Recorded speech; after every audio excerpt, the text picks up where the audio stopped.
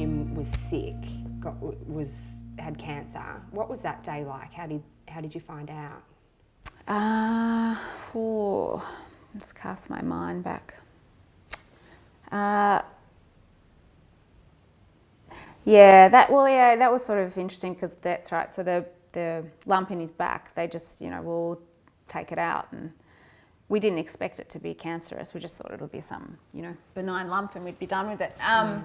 So that was like really like a scene out of a film, I reckon. It was a bit, we were waiting in the waiting room a little bit too long, and Dr. Southwick, who is a mate of Jim's, when he popped his head in to say, "Oh, I'm sorry, I'm coming," he just sort of had a level of anxiety about him. I thought, I said to him, that's not good. Yeah, but still being a bit silly because you think, surely not. And then when he sat us down and told us, it was,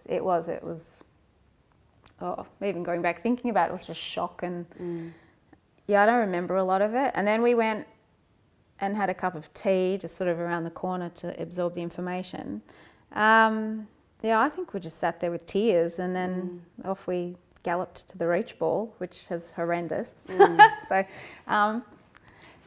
that meeting, did they say this is cancer? Did you know how bad it was? Yeah. Look, it's an interesting process because you get told, but doctors always look at it in the more positive light, because there's no point going around being super negative, going, hopefully you don't have cancer. But you had the sense, and at that point it's like, well, we've taken the lump out, it's malignant, it's it's being sent off for testing, and then we need to give you a PET scan. But surely, hopefully we've got it all and that'll be the end of it. Actually, now I'm wondering, I think that meeting might have been after the PET scan, where we knew Jim, unfortunately, was riddled with tumours.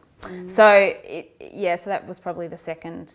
It's like a domino effect. Yeah. It sort of with us just went from bad to worse to worse to worse, and how could this get any worse? Yeah. Where you just think, when do we sit there and they go, oh, we've done your tests and you're all clear now. Yeah. Like, that just never happened.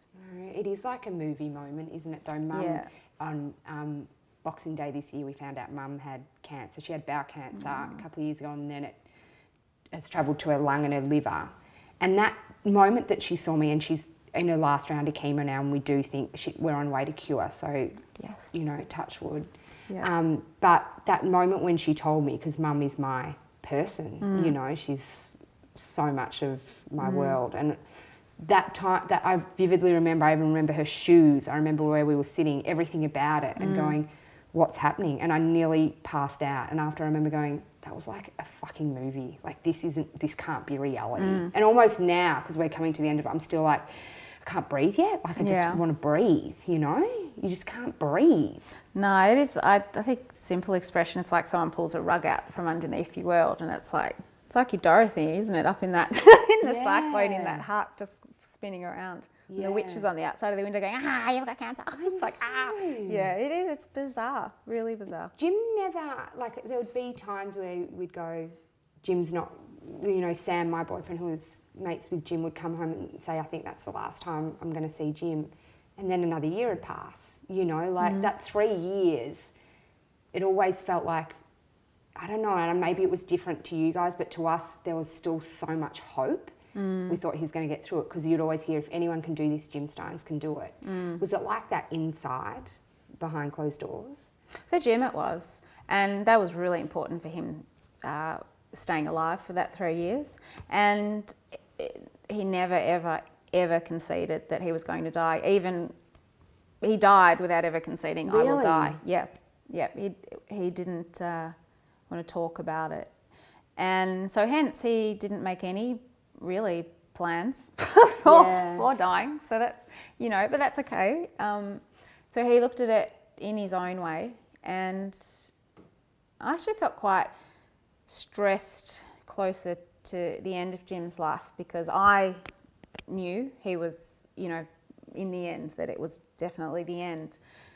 And Jim still did not. And I remember that particular conversation with Jim's oncologist, and I said, I feel like I'm, living some lie with him, like I need to tell him. But by then, the brain tumours were so advanced that having that conversation with Jim was almost close to impossible. So it was Because he wasn't with No, you there, right? no, he wouldn't have been able to comprehend it. But then we were lucky. We had one like brief moment where, for some reason, he clicked back into sort of having a sense of normality, and I took that opportunity to tell him, and he just said, "Oh shit, you're telling me I'm going to die?"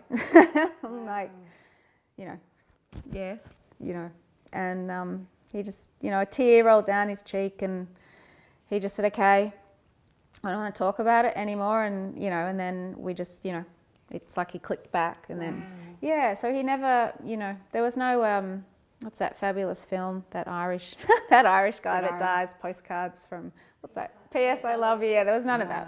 I'm like, where's my 10 letters, my holidays? Nothing. None of that. Nothing. But that's okay. You know. Right. Yeah.